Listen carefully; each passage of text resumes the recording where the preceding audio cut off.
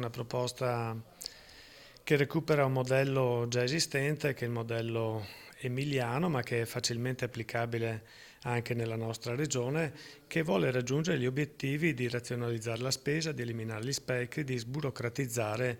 l'attività delle aziende, istituendo la gestione interaziendale, la gestione d'insieme tra le varie aziende, del personale,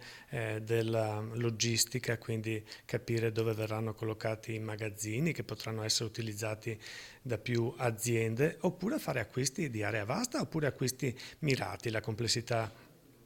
degli acquisti nell'ambito sanitario deve andare poi anche a capire i prodotti di eccellenza che servono a un chirurgo rispetto a un altro, quindi c'è tutta questa complessità.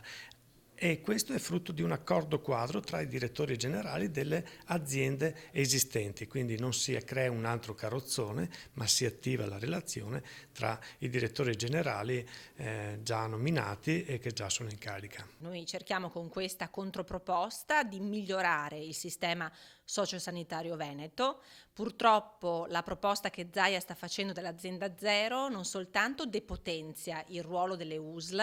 ma di fatto espropria delle competenze e anche del ruolo politico il Consiglio regionale e la Commissione Sanità. L'azienda zero è osteggiata soprattutto dagli operatori, dai sindaci anche di centrodestra che in questi giorni in quinta commissione stiamo ascoltando. Allora, se questa proposta non viene accolta positivamente dai territori,